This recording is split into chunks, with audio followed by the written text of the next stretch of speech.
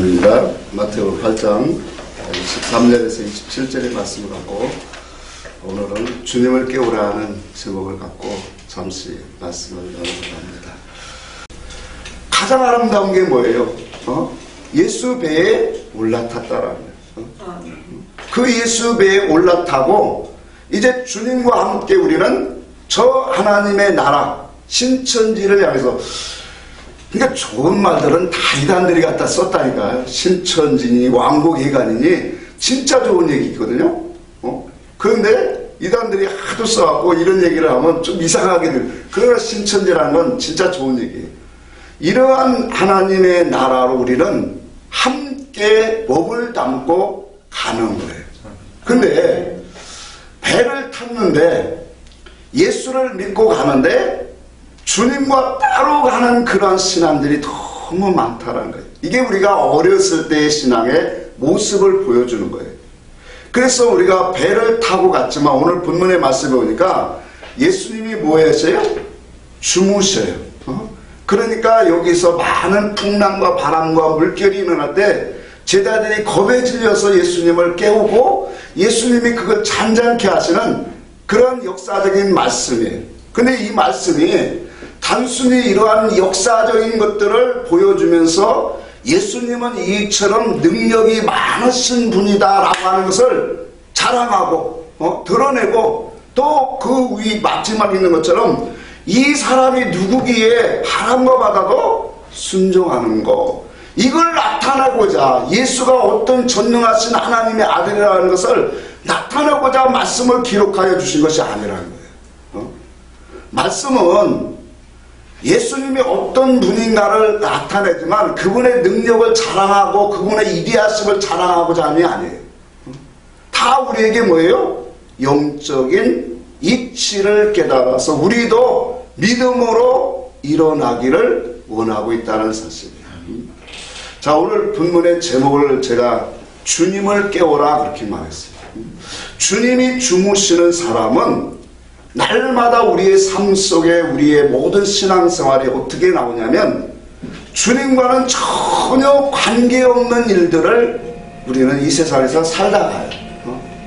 그래서 전도서 9장에는 그렇게 말했어요. 하나님을 알지 못하고 하나님의 그 뜻과 계획하심 속에 오늘 함께 가지 못하는 사람들은 전부 다 뭐냐, 미친 마음을 품고 산다 그렇게 말했어요. 그러니까 인생이 미친 마음을 품고 살다가 나중에는 뭐예요? 죽은 자에게로 돌아간다.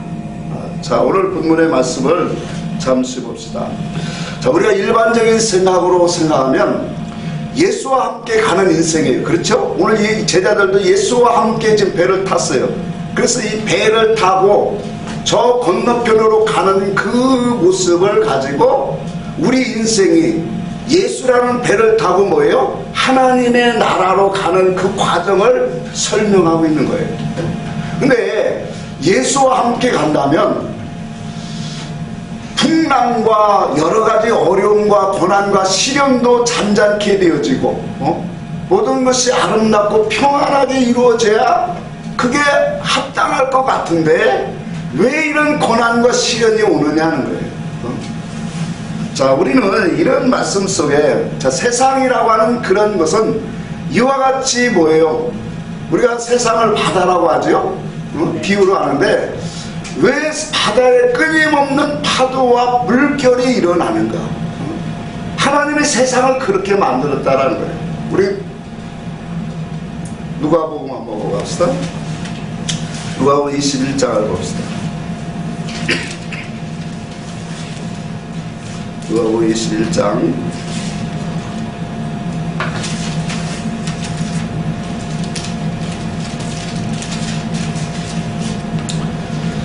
21장 25절만 보겠습니다. 같이 한번 읽습니다. 시작. 이룬 성신에는 징조가 있겠고 땅에서는 민족들이 바다와 파도의 성난 소리로 인하여 혼란한 중에 온고하리라. 자, 예루살렘의 환란이 인자가 오시는 때에 대해서 말씀을 하시는 그 중에 지금 이런 말씀들을 그때에 이러한 형상들이란다. 말세에 말세라고 하니까 어떠한 이 큰 터들에서 우리는 보여야 돼. 예수님이 오신 이후로가 다 말세예요. 그런데 이런 성신은 뭘 의미합니까? 해달별을 말이에요. 근데 해달별에는 뭐가 있겠다라는 거예요? 징조가 이루어지겠다. 그 징조가 뭐냐면 다른 성경에 보니까 해가 어두워지며 달에 빛빛이 되고 하늘의 별들이 어떻게 하리라? 떨어지리라. 그렇게 말했어요. 물론 우리가 역사적으로도 달빛이 어두워지고 별똥 같은 게 떨어지는 것들을 우리는 보게 돼요. 근데 성경은 그런 차원에서 말씀하는 게 아니에요. 그러니까 하나님의 말씀은 전부 다 우리에게 영적 진리의 교훈을 주시는데, 해가 어두워진다라고 하는 것은 뭘 말하는 거예요? 영적으로 하나님의 진리의 말씀이 어두워지는 시대라 그런 거예요. 그때가 어디냐? 흑암의 때라는 거예요. 그럼 하나님의 말씀이 어두워지면, 진리가 어두워지면 당연히 이 증인된 달과 같은 교회는 어떻게 될까요? 증인된 달과 같은 교회는 하나님의 빛을 발하지 못하는, 반사하지 못하는 그러한 사망이 오게 되어 있어요. 그러면서 이 영적인 믿음의 종들이라는 사람들이 다 떨어지는, 하나님의 관계성에서 떨어지는 그런 모습을 보여주는 거예요. 자, 그러면서 이 땅에는 여기에 뭐가 있냐면 민족들이 바다와 파도의 성난 소리로 인하여 혼란한 중에 곤고하리라. 세상의 많은 그런 환란 풍파와 문화 속에서 어떻게 해야 될지를 갈팡질팡 알지 못하는 그 혼란의 때가 오게 되어진다. 이와 같이 영적으로 어두워진 때가 바로 주님을 찾을 때고, 주님이 가까이 오늘 심판에 이르렀다는 것을 말씀을 하고 있어요. 이와 같이 세상은 항상 바람이 부는 곳이에요. 성난 물결이 항상 어느 때에 오늘 물결이 넘치게 될지를 모르는 것이 세상이에요. 근데 중요한 것은 하나님이 이렇게 만들었다는 거예요. 하나님이 이러한 세상으로 이걸 만들었다라는 거예요. 그래서 우리가 이와 같은 하나님이 왜 이러한 세상으로, 성난 바람이 불고 성난 물결이 있는 세상으로 당신의 백성들을 이끌어 가시고 왜 이런 세상으로 우리를 보냈는가? 잠시 한번 들어가 봐야 돼요. 자, 예수님과 함께 가는데 제자들에게 왜 이 큰 놀이 일어났을까요? 왜 이 물결이 풍랑을 만났느냐 말이에요. 아까도 말했죠. 예수와 함께 간다면 좀 잔잔한 풍랑도, 큰 풍랑도 모든 것이 잔잔해지고 우리가 참 평화롭고 아름답게 가면 얼마나 좋아요. 근데 왜 예수와 함께 가는데 이런 큰 고난이 올까? 한번 생각해 봅시다. 자, 예수님은 하나님이세요. 전능하신 하나님이에요. 그렇죠? 모든 것을 다 아시는 분이에요. 그렇다면 예수님이 지금 이 바다를 건너갈 때 큰 풍랑이 올 것을 알았을까요? 몰랐을까요? 아셨겠죠. 근데 알면서도 왜 이런 것들을 더 조금 들어가서 우리가 보면, 그럼 이 풍랑을 일으키는 주체가 누구느냐? 우리가 저도 베레아를 공부를 해봤어요. 한 2년 동안 해봤는데, 그래 한순간에 이제 말씀이 아닌 것을 알고 나왔는데, 그러니까 베레아를 해보면 그거예요. 모든 흑암과 질병과 모든 나를 어둡게 하는 모든 세력은 다 뭘로 보냐면 귀신의 세력으로 봐요. 그러니까 뭐만 조금만 잘못하면 귀신아 떠나가라. 이것만 해요. 자, 그러면 이러한 풍랑과 어려움이 왔다라면 어떻게 기도할까요? 그들 입장에서 보면 이 풍랑을 갖다 준 것은 원수마귀, 더러운 귀신이, 마귀니 떠나가라 할 거예요. 그래야 안 그래요? 근데 이건 너무 좁게 보는 거예요. 인간적인 차원, 땅의 차원에서만 보니까 이런 거예요. 자, 하나님, 지금 예수 그리스도는 전능하신 하나님이세요. 그럼 그분이 지금 이 가는 길에 무엇이 일어날 건가를 다 알고 더 우리가 한 계단 더 들어가면 이 모든 것을 일으키시는 주체가 누구냐면 주님이라는 거예요.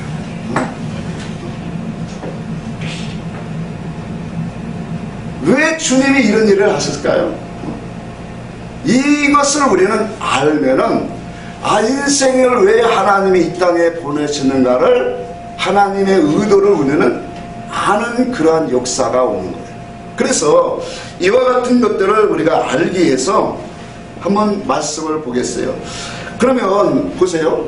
이와 같은 풍랑이 일어난 것이 우리가 우연도 아니고 또 인간의 어떠한 이 죄, 이런 모든 것들 세상의 조건도 아니고 이 세상의 어떤 것도 아니에요. 주님이 일으키시고 있더라는 거예요. 자, 사도 바울은 그렇게 고백을 해요. 사도 바울이 뭐라고 했냐면 창세전에 나를 택하셨다. 에베소 1장 우리 3절 한번 봅시다. 에베소 1장 3절 누가 한번 읽으면 읽어주세요. 찬송하려도다 하나님 곧 우리 주 예수 그리스도의 아버지께서 그리스도 안에서 하늘에 속한 모든 신령한 복을 우리에게 주시되 곧 창세전에 그리스도 안에서 우리를 택하사 우리로 사랑 안에서 그 앞에 거룩하고 흠이 없게 하시려고. 아멘. 자, 여기 보니까 창세전에 바울뿐만 아니라 우리까지도 창세전에 그리스도 안에서 뭐 했다요? 택하셨다 그렇게 말해요. 자, 이게 참 중요한 말이에요. 그러니까 우리가 깨닫지 못할 때는, 그러니까 기도를 하면 조금만 뭐 어렵고 힘들면 하나님이 나에게 없는 것 같고 나를 버린 것 같고 그런 생각이지만 말씀 속에서 우리가 들어가 보니까 바울만 택한 것이 아니더라고요. 영원전 우리도 뭐예요? 그리스도 안에서 택하셨다. 자, 그림을 한번 그려볼까요? 그러니까 영원전 이 세상을 만물을 창조하기 전부터 하나님의 택한 자들이 있었다라는 거예요. 그럼 그 택한 자들이 있는데 왜 하나님이 굳이 만물을 지으시고 천지를 지으시고 그 속에 만물을 많은 것들을 지으시고 그 속에 아담을 보내고 나를 보냈느냐는 거예요. 우리는 이 하나님이 나를 보내신 그 원인, 동기, 목적을 모르면 방황하게 돼 있어요. 자, 말씀은 전부 다 이래요. 하나님이 영원 전에 우리를 이미 택하셨다. 근데 왜 우리를 이 피조된 세계, 만물의 세계로 이 땅에 보내셨느냐는 거예요. 거기에는 분명한 하나님의 목적이 있고 계획하심이 있다라는 거예요. 그래서 우리는 이 세상에 와서 하나님께 택함을 받은 사람은 때를 떠나서 언제든지 죽기 직전이라도 하나님을 믿게 돼 있어요. 예수를 알게 돼 있어요. 그러고 나서 우리에게 교회 생활과 하나님을 섬기는 생활을 허락하여 주신 거예요. 자, 이와 같은 하나님의 우리에게 주시는 왜 이러한 이 세상에 나를 보냈는가를 이 뜻과 오늘 이 풍랑을 일으키시는 예수 그리스도의 의도와 같은 의미로 우리에게 보여주고 있다는 거예요. 자, 그래서 창세기 2장 1절을 보니까 하나님이 천지의 만물을 창조하시니라 그렇게 말해요. 천지의 만물을 창조하시니라. 우리가 성경을 통해서 우리가 하나님을 알아갔지요.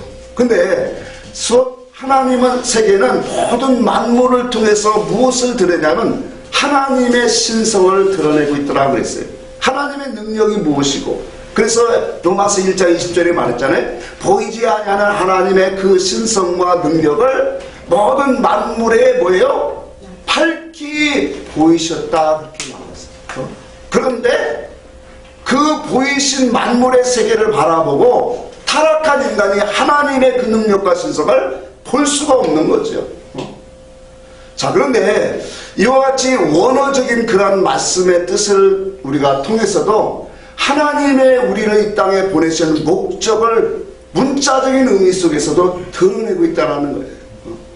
그래서 우리가 만물이라고 하는 이 만과 물이 합성의 두 글자가 되었는데, 만이라는 것은 모든 뜻이에요. 모든 것을 의미하는데, 물이라고 하는 이 단어가 심상치 않아요.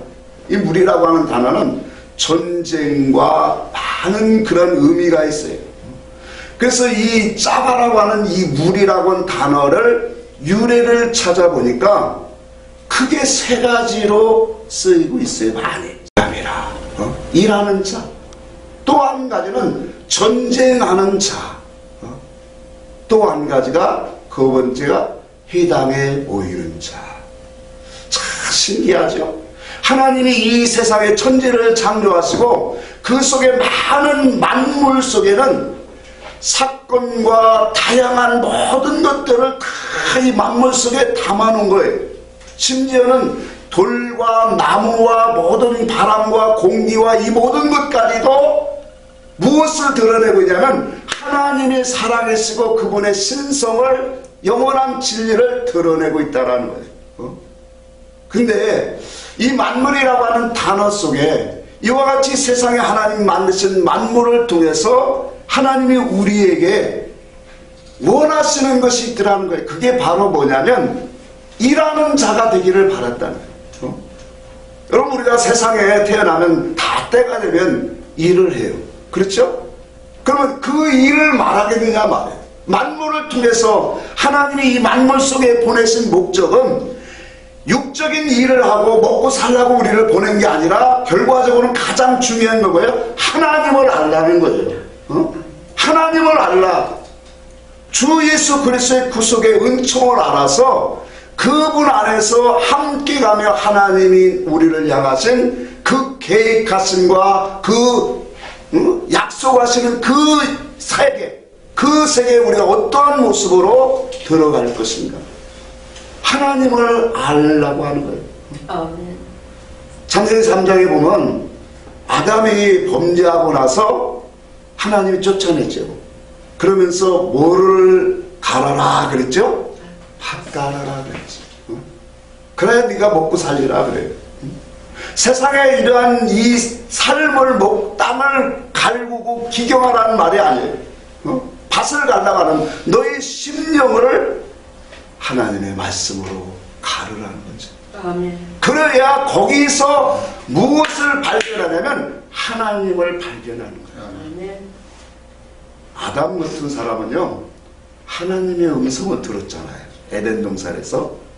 근데 에덴 동산에 쫓겨나서부터 하나님과 단절되니까 하나님의 음성이 들려왔겠어요? 안 들려왔겠어요?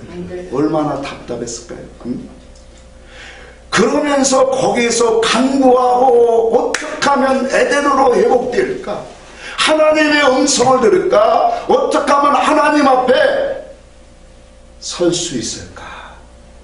그 마음이 성경에는 없지만 아담 속에는 강하게 있는 거예요. 그래서 하나님이 보여주신 게, 알려주신 게, 너 나와 만나려면 제사해야 된다. 그걸 알려준 거예요. 그래서 아담이 제사한 것을 가인과 하벨이 보고 배우는 거예요. 성경은 이렇게 돼 나오는 거예요. 그러니까 얼마나 아담이, 이건 믿음의 사람들은 다 그렇게 가게 돼 있어요. 아브라함이 이 육적으로 이 이스마엘을 낳고 나서 13년 동안 하나님이 나타나지 않아요. 성경의 역사적으로 보면 13년이에요. 그러나 아브라함이 하나님의 말씀과 음성을 따라 이끌림을 받던 영의 사람인데, 믿음의 훈련을 받는 사람인데 하나님이 나타나지 않으니까 얼마나 답답했을까요? 13년이 지옥과 같은 거예요. 아담도 마찬가지예요. 에덴에서 쫓겨나니까 그들로부터 어떻게 하면 하나님을 만날까? 그거 마음을 갈구니까, 밭 가르니까 하나님이 제사해라. 그 제사를 보고 배운 아벨은 하나님을 만나는 것은 이렇게 해야 되는구나, 이렇게 되어지는 거예요.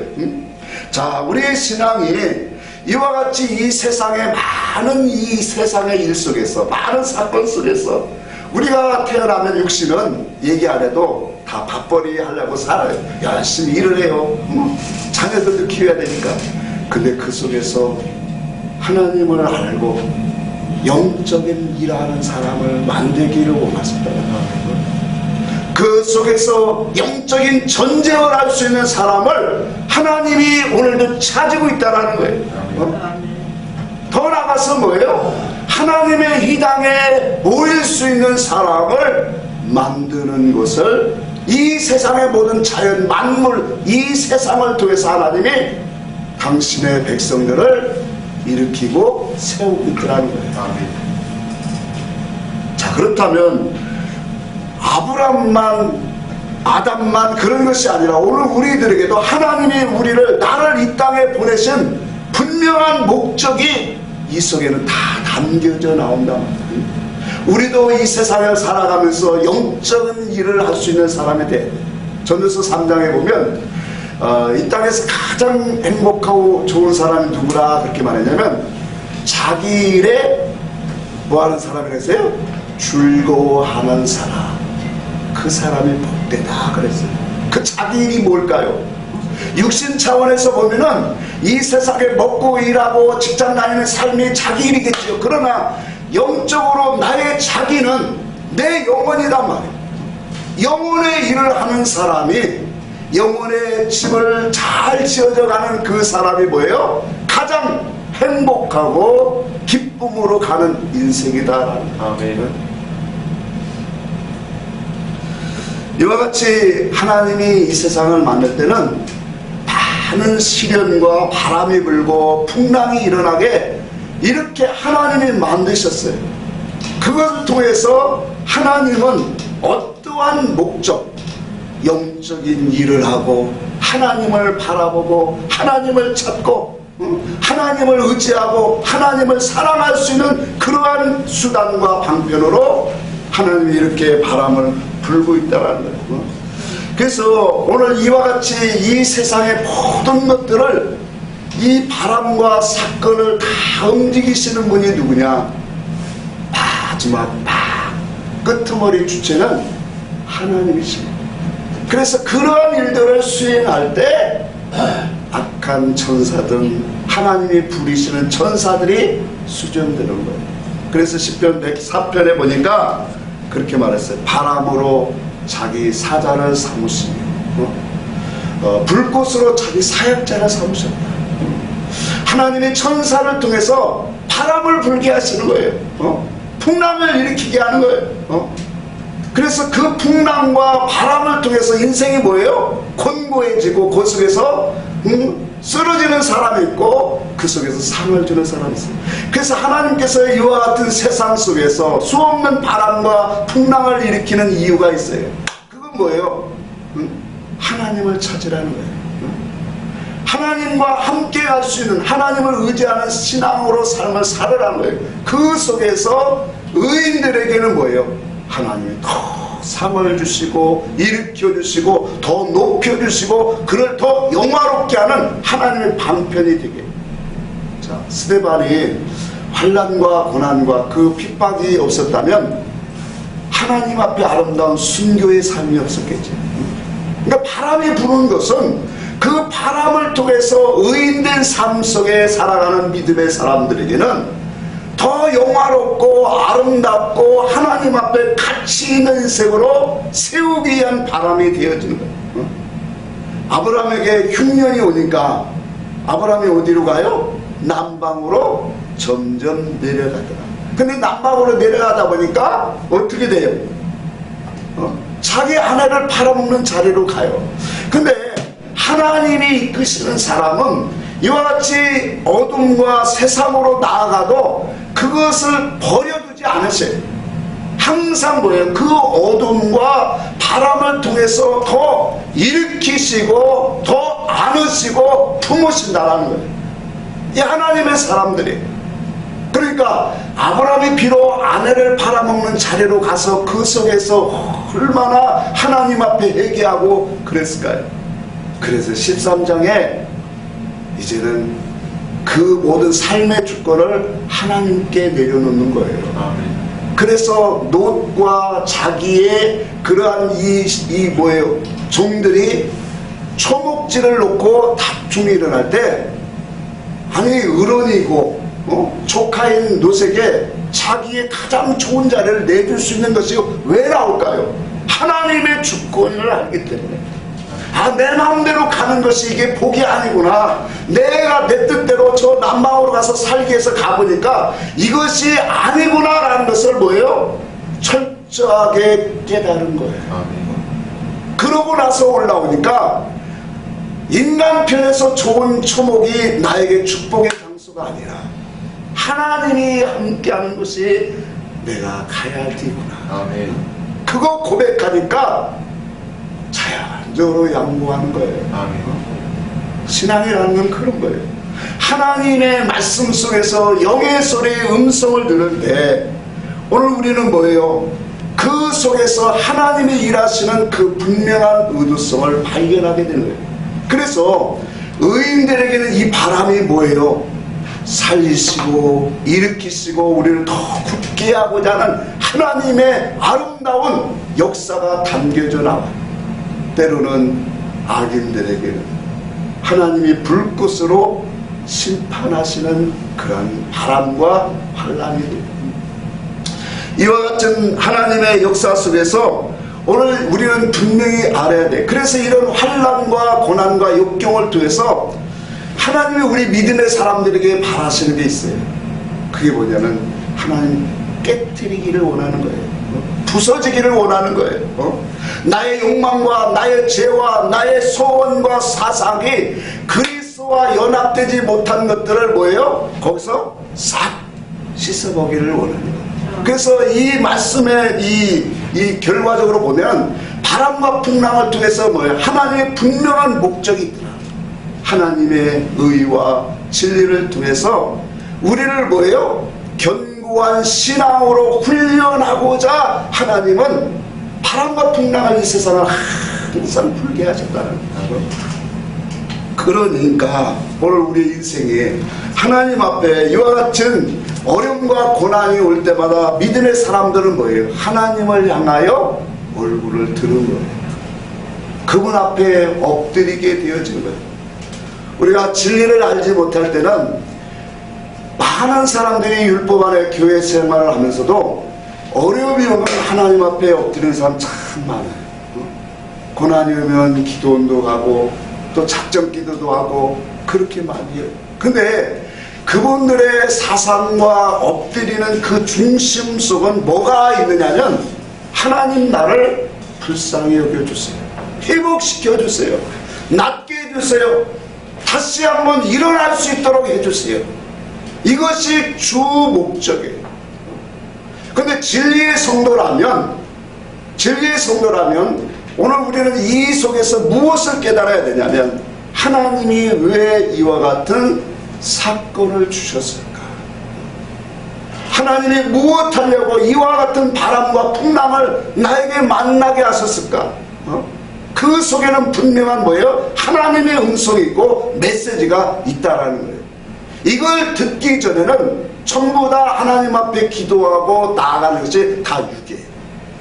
내 육을 회복시켜달라는 거예요. 건져달라고 하는 거예요. 그러나 영의 사람은 이것이 문제가 아니라 내가 하나님 관계에서 무엇이 비틀어졌는가, 나에게서 하나님을 멀게 한 것이 무엇인가를 오늘 우리는 환난과 고난과 역경 속에 무엇이에요? 음성을 드려야 됩니다.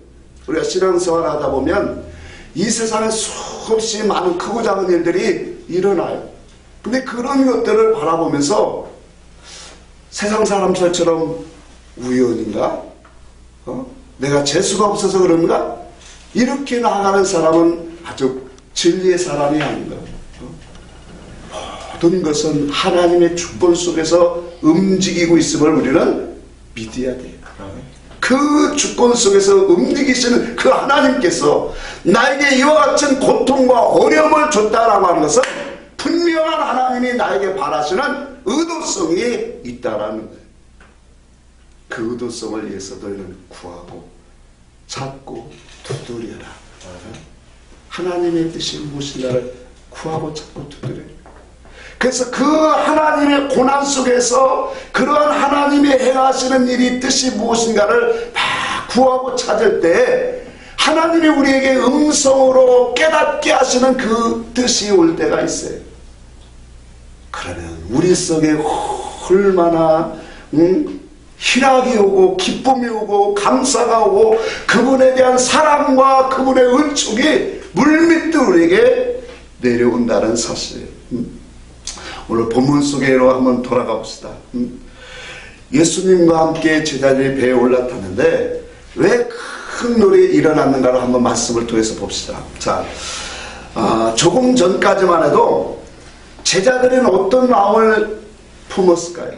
제자들이 조금 전까지만 해도 제자들이 그 본 모습은 예수님이 많은 사람들에게 애워싸워 찬송을 받으며 따라가는 그 주님을 보았어요. 그렇죠? 자, 지난 시간에 봤죠. 그 모습을 본 제자들이 어떤 마음을 품었다고 했어요? 제자들의 마음은 지금 어떤 마음이냐면, 야, 예수 선생님 따라가다 보니까 이와 같이 많은 사람들이 예수를 애워싸는구나. 그러니 이분 따라가다 보면 우리도 성공과 출세는 뭐 하겠다? 따는 당선이겠다. 그런 마음이 와 있지.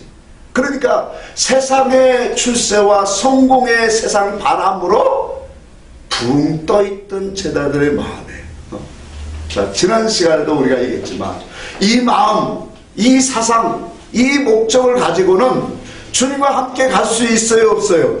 없는 거예요. 그러니까 이 마음, 주님이 세우고자 하는 그러한 목적이 아닌 이런 세상적으로 부유해지고 출세하고자 하는 이 마음을 가진 제자들에게 싹 털어버리라고 하는 거예요. 이거 싹 털어버리라고 오늘 바람을 불게 하고 풍랑을 일으켜서 순식간에 물결이 자기 배에 들어와서 침몰할 정도로 오늘 이급하게 만들어진 거예요. 너희들이 가진 이 마음, 이 생각, 내가 가는 길이 아니다. 그러니 이 마음, 이 뜻을 갖고는 나를 따를 수 없으니 뭐하라? 싹 버려라! 쓸어버려라! 제자들의 입장에서 보면 예수님과 함께 가는데 왜 이런 고난이 올까? 그러니까 이런 마음과 사상을 갖고 가는 것이 바로 뭐냐면 그게 우리 영적인 삶 속에서 주님이 주무시고 있는 거예요. 주님과 의사가 다르고 마음과 뜻과 그분과 연합되어 가지 못하는 상태가 바로 주님이 주무시고 있는 상태다. 그래서 주님이 이러한 환난과 풍파와 태풍을 일으켜서 그들에게 목숨이 이급한데 세상 출세와 성공이 보여질까요? 안 보여지죠. 사람도 세상도요, 자기가 건강해야지 모든 것이 좋지, 건강하지 않고 자기 생명이 이급하면 모든 것을 다 던져버려요. 제자들이 품었던 이 마음, 세상을 향했던 모든 것들을 싹이 풍랑을 통해서 싹 쓸어버리고 이제는 뭐예요? 그 속에서 다시 시작하라는 거죠. 그래서 이런 환난과 고난이 우리 성도에게도 올 때도 항상 우리는 주님의 뜻을 우리는 누려야 되는 거예요. 아버지, 나에게 어떠한 것을 알려주려고 이 고난을 줬습니까? 아버지의 모든 주권을 나는 인정합니다. 그러니 나에게 아버지가 이 환난 속에서 주시고자 하는 영의 음성, 계시를 알게 해주세요. 이 음성이 하루 만에 오겠습니까? 그러나 이틀, 사흘, 일주일, 열흘을 가더라도 다른 것 기도할 게 없어요. 하나님의 음성을 알기로. 그 속에서 하나님의 음성이 분명히 이것을 구하고 찾고 두드리는 사람은 하나님이 분명한 것을 알려주셔요. 그럼 그 알려주실 때 그 속에서 올라오는 넘치는 그 기쁨은 헤아릴 수가 없어요. 하나님이 나를 이렇게 사랑하셔서 이런 세상의 바람과 풍랑을 동원해서 나를 하나님의 사람으로 만들기 위한 이러한 일들을 하나님이 행하시고 있군요. 도리어 하나님의 사랑에 감격해서 온다니까요. 여러분 보세요. 무조건 하나님 처음에는 그러죠. 용서해 주시고 아무것도 모르고 하나님과 나와 관계 속에서 뭐가 멀어졌는가도 깨닫지 못하고 용서해 주려고 하고, 하나님 일으켜 주세요, 회복시켜 주세요, 낫게 해주세요, 하나님 복을 주세요 하고 기도하는 것과 하나님의 음성이 무엇인가를 계속적으로 그분 앞에 엎드려서 아버지의 음성이 도대체 뭡니까? 질적으로 달라요. 감격이 달려요. 하나님이 분명한 목적이 있는데 그 목적 속에서 그분의 음성을 내가 들으면 하나님과 가까이 가고 삐뚤어지고 잘못된 것들이 다시 맞춰져서 그분을 따라갈 수 있잖아요. 아멘. 제자들이 이런 세상에 부유한 마음, 욕심, 세상의 그러한 출세, 그 마음 갖고는 주님 갈 수 없다. 그럼 주님의 마음으로 다시 들어갈 수 있도록 뭐예요? 힘쓸 거 아니에요. 그래서 우리가 이것을 보면서 주님을 깨우는 것이구나. 여러분, 우리가 주님, 우리가 예수의 배에 타고 있지만 주님이 주무시는 사람은 이와 같이 풍파와 바람과 모든 시련 속에 그저 쓰러져 가는 인생이에요.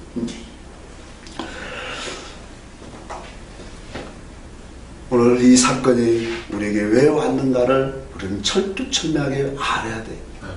그러면 주님과 같이 갈 수 있는 사람이에요. 이게 진리의 성도예요. 그래서 그 사건 속에서 하나님이 나를 준비하시고 나를 일으키시고 나에게 그런 영적인 그런 계시의 정신을 세워주시고자 하는 그런 하나님의 역사를 우리는 삶 속에서도 체험해야 된단 말이에요. 그러니까 교회 와서는 말씀으로 듣지만 삶 속에는 뭐예요?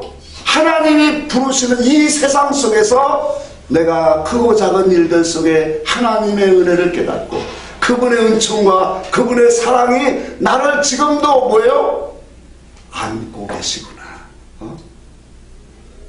요한복음 10장에 보면 양우리가 나와요. 그 양우리는 율법을 상징해요. 하나님의 말씀을 상징해요. 근데 그 율법의 모든 것으로 그 우리를 갇혀있는 것이 무엇을 상징하냐면 하나님의 은혜와 보호 속에 있는 것을 상징한단 말이에요. 근데 양들은 뭐예요? 성질이 자꾸 자기가 다른 곳으로 나아가려고 그래. 이게 우리의 모습이에요. 그래서 이사야 53장에도 그런 거예요. 우리는 다 양같이 각기 뭘로 갔다고? 제 길로 갔단 말이에요. 그러면 이와 같은 환난과 말씀을 통해서 우리를 하나님의 길로, 하나님이 바라시는 그 믿음의 길로 나아가요. 그래서 우리의 영혼이 주무시는 주님을 깨워야 되는 거예요. 아멘? 아멘. 주님이 내 영혼 속에서 일하실 수 있도록, 그러니까 내 영혼을 깨는, 다윗은 그랬어요. 내 영혼아 깰지어다. 내 영혼아 깰지어다. 내 영혼이 잠자면, 다시 말하면 주님이 주무시면 우리 신앙은 뭐예요? 어둠 속에 방황할 수밖에 없는 거예요. 그 속에서 하나님이 이루시고자 하는 분명한 뜻을 모르면 인생은 방황하게 돼 있어요. 여러분, 하나님이 교회 와서 찬송하고 기도할 때만 같이 하십니까? 우리는 그런 신앙에서 이제 벗어나야 돼요.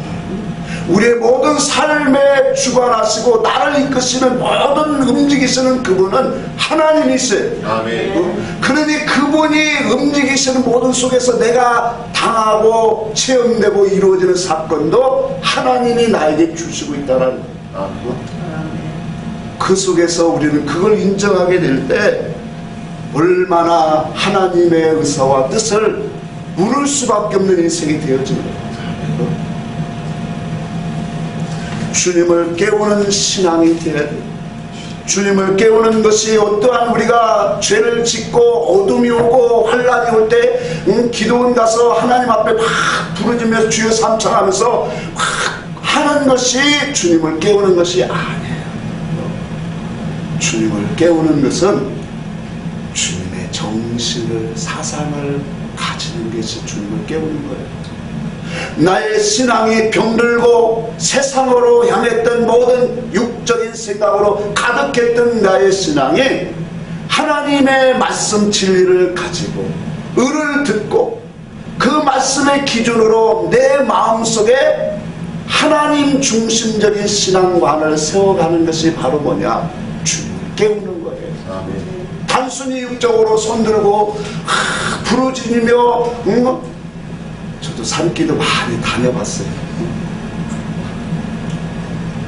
하나님의 말씀 속에서 하나님의 의가, 하나님의 선이, 하나님의 뜻이 무엇인가를 다시 내가 잃었던 하나님과 같이 갈 수 있는 그런 마음 사상에서 떨어진 것들을 회개하면서 하나님 내가 이런 마음을 가졌네요 하고 다시 주님의 마음과 사상을 가지는 것이 바로 뭐예요? 주님을 깨우는 거예요. 이 깨우는 이 신앙이 되어지면 성도가 신앙 사상이 살면 어떻게 될까요? 바람이 올 때마다 이 바람을 통해서 하나님이 일하시는 목적을 나는 알기 때문에 여러분 이 세상도 보여주고 있잖아요. 태풍이 불면 비닐하우스나 조립식이나 좀 약한 건물들은 어떻게 돼요? 날라가요. 곡식들도 다 쓰러지고 뽑히고 그래요. 자연적인 계시예요. 세상 바람도 불면 이렇게 산업에 많은 피해를 주는 것처럼 영적인 바람이 우리 인생 속에는 수없이 하나님이 천사들을 통해서 불고 있더라니까요. 그러면 그러한 영적인 바람이 내 속에서 불어올 때, 이 교회의 흐름 속에, 시대 속에서 불어올 때 하나님의 말씀과 진리의 터 위에 굳게 세워지지 아니한 사람은 그 바람에 자꾸 어떻게 해요? 날려가게 돼 있어요. 뿌리가 뽑혀지고 날려가게 돼 있어요. 세상적인 자연의 바람을 보면서 다 우리에게 계시하고 있는 거예요. 견고하게 반석 위에 지어진 신앙이 아니면 결과적으로 우리도 뭐예요? 세상 바람이 올 때 그랬잖아요. 마태복음 7장 24절 이하에 그랬잖아요. 풍랑이 올 때, 비 바람이 불어올 때 모래에 세운 집은 어떻게 돼요? 무너지고. 마찬가지예요. 주님의 진리를 붙잡고 주님의 의를 가지고 주님의 그 마음과 신앙 사상이 내 속에 세워지지 않은 사람은 영적인 바람이 불면 그냥 넘어가요. 그냥 넘어간다니까요. 근데 준비된 정신이 살아있는 사람, 하나님과 같이 가는 믿음의 사람은 바람만 오느냐? 바람은 왔다가 어떻게 가는 거예요? 지나가요. 그렇죠? 여러분 사건과 환난과 고난이 우리의 삶 속에 지금 힘들고 어려운 그 모습이 계속 지탱한다면 살 수가 없어요. 우리는 그런 것들은 다 지나가는 바람이에요. 그래 안 그래요? 인생을 살다 보니까 그 고난이 계속 지속됩니까? 잠시 왔다가 가는 거예요. 근데 그 속에서 믿음의 사람은 건질 것을 건지고 세울 것을 세우고 그 속에서 하나님의 존귀와 영광을 힘입는 사람으로 가는데, 믿음이 없는 사람은 그 환난 바람 때문에 이리 쓰러지고 저리 쓰러지고 이 말이 혹하고 저 말이 혹하고 이 가만하는 자석을 이렇게 돼버리는 거예요. 우리의 신앙 사상이 세워지는 것은 주님을 깨우는 거예요. 이와 같이 신앙 사상이 살면 내 속에서 일하시는 그분이 세상에 부는 바람들을 잠잠케 하시는 역사가 와요. 아멘. 아멘. 그분이 이 세상에 부는 모든 풍짓 풍파, 모든 환란 속에서 나를 넘어뜨리고자 하는 그 어둠의 세력도 다 물리칠 수 있는 그 고난 속에서 오는 영적인 그 고난을 보지 못하는 이 세대 속에서 우리는 뭐예요? 영의 눈과 영의 귀를 가지고 이 세상의 바람과 풍랑이 왜 불고 있다라고 하는 것을 익히 알기 때문에 우리는 이길 수 있는 자예요. 아멘. 아멘. 그래서 계시록의 7 교회를 향하여 말씀한 게 그거예요. 이기는 자에게 감췄던 만나를 주리라. 이기는 자에게 성전 기둥이 되게 하리라. 내 보좌에 함께 앉게 하리라. 아멘. 그 이기는 자가 누구예요? 주님의 마음 사상으로 주님 내 안에서 일하시는 자예요. 아멘. 지금 주님이 그거 알려주시고요. 그래서 우리는 이 세상에 왜 이렇게 풍지풍파가 많은가 봐야 돼요.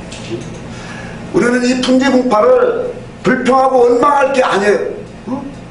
고난이 나쁜 것만 아니라니까요. 고난을 통해서 다윗이 말하잖아요. 주의 율례를 배웠나이다. 고난이 없으면 우리 아버지 같은 사람 예수 믿겠어요?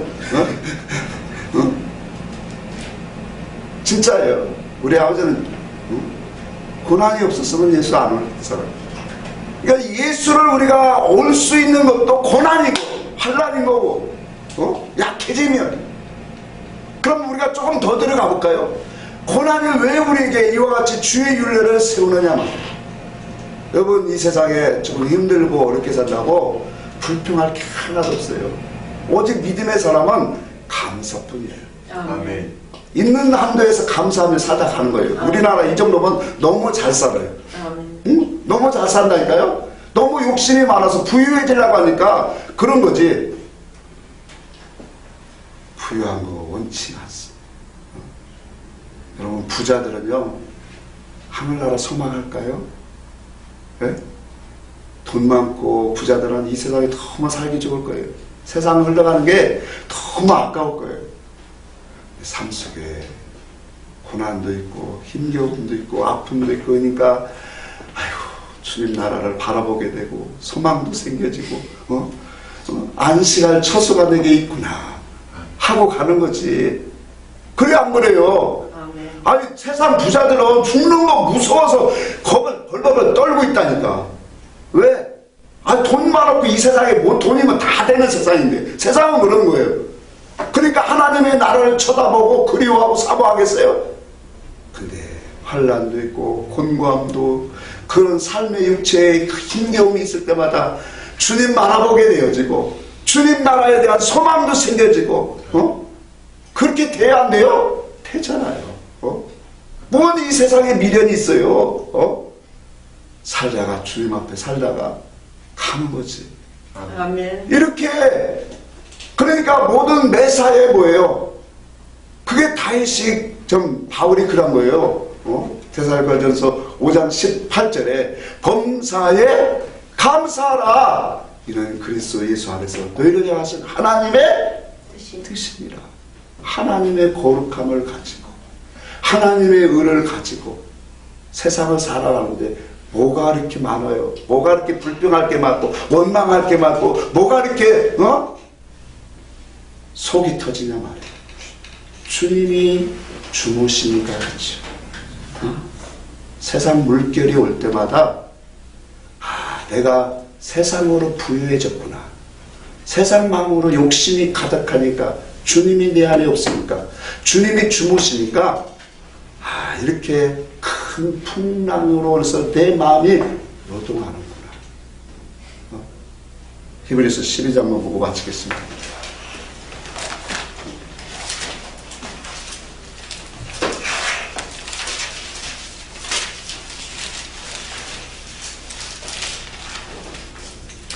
히브리서 12장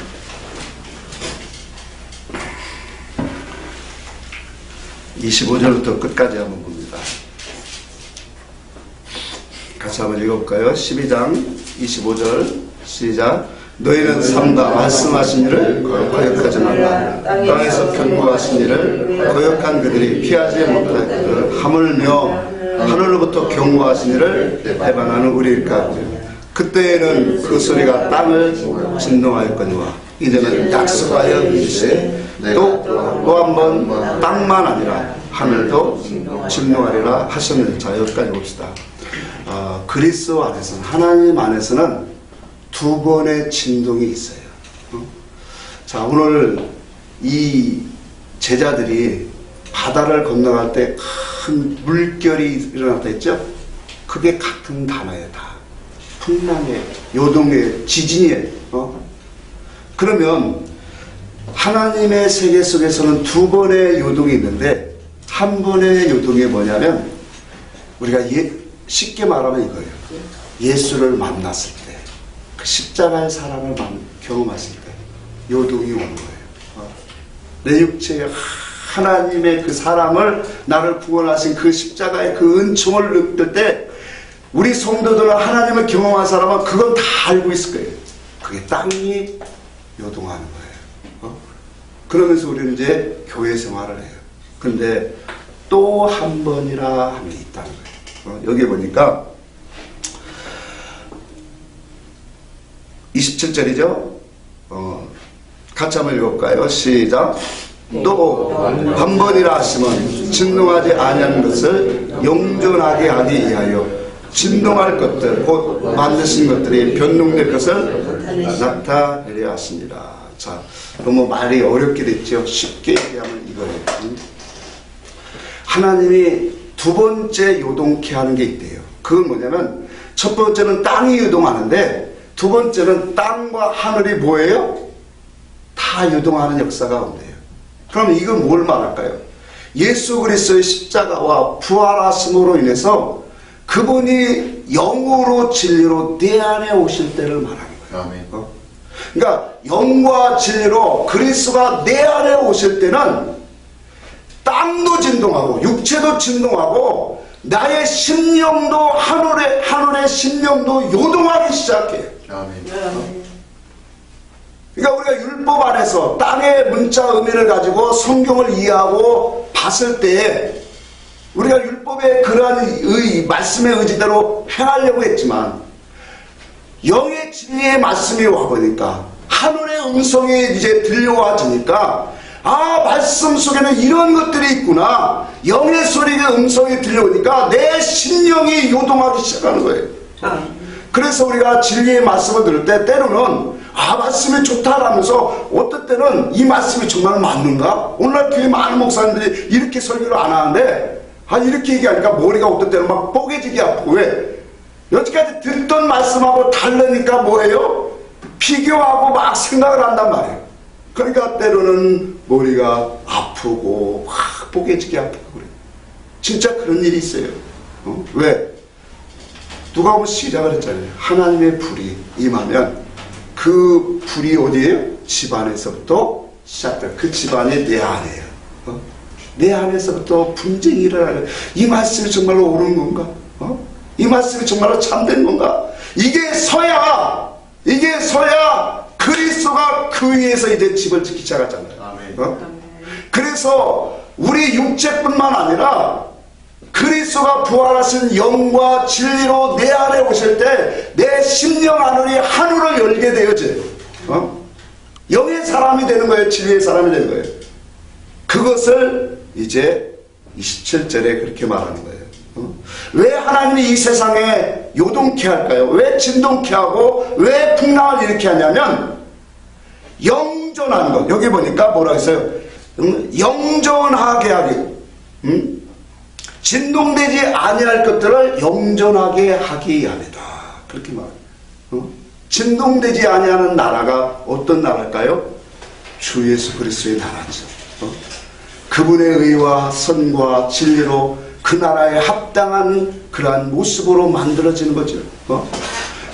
영원한 하나님의 나라에 신령한 것들을 내 안에 세우기 위해서 뭐 하고 있다라는 거예요? 이 세상의 만물들을 지금도 요동시키고 있고 흔들고 있다라는 거예요. 뭘 세우기 위해서? 내 안에서 그리스도의 나라, 아멘. 영원한 것을 세우기 위해서. 아멘? 아멘. 그거 결론으로 보여주는 거예요. 영원한 나라의 것을 내 안에 세우기 위해서 풍파와 바람과 많은 시련을 지금도 흔들어서 그걸로 뭐예요?